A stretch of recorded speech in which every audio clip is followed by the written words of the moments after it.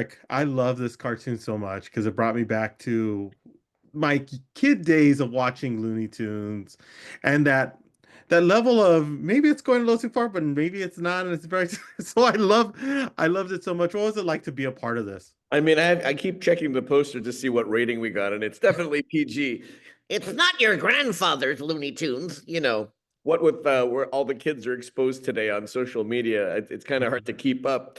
Yeah, it's definitely as I always say, it's for me, it's the first day of work. Every time I step into the booth with these characters, I feel like it's the first day on the job, and I have a mission, and that is to remind people why we love these characters so much. You know, it Um, it's these characters have been with me my whole life. So to celebrate them in their very first feature film is an incredible honor. yeah, and you're part of a long legacy of people who have voiced Daffy Duck and Porky Pig, from Joe Duarte doing Porky Pig for the first year, Mel Blanc taking on both. You're in that tradition now with doing both voices. What is it like to be able to say look at that legacy of voice actors?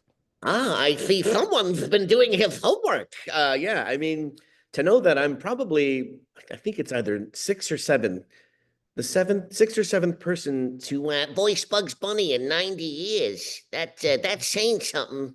And to be the first to win back-to-back Emmys for Bugs is even crazier. And both of those belong to Mel Blanc. Like you said, Mel Blanc was the original voiceover artist behind these characters, and to know we're still celebrating him and his work 90 years later is a wonderful thing. And you know, if it weren't for Mel Blanc, I'd be delivering your pizza later for dinner. So thanks, Mel. You're the best. And yeah, and we can't leave out people like Bob Clampett, Chuck Jones, Friz Freeling, Bob McKimson, Tex Avery. These are all the kids. Google those names, and you'll see these are the godfathers of the golden age of Warner Brothers animation.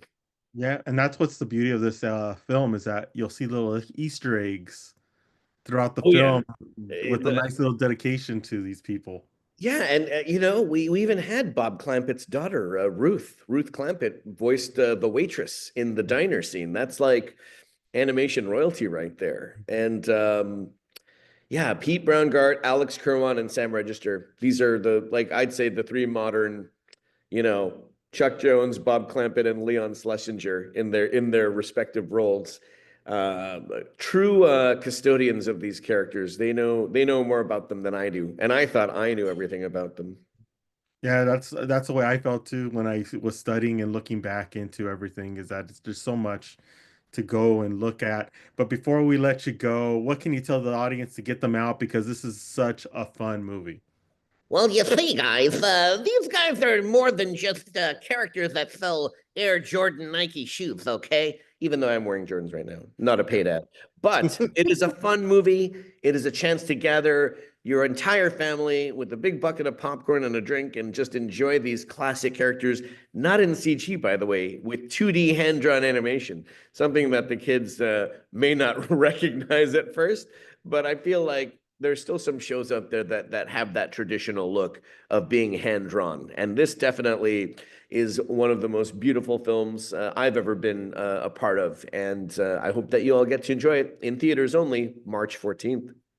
Awesome. Eric, thank you so much for stopping with us. Really appreciate it. And hopefully we'll see a sequel. I hope so, because I don't want to say that's all, folks, just yet. Maybe that's not all, folks. Thank you so much. I'll talk to you soon. Yep.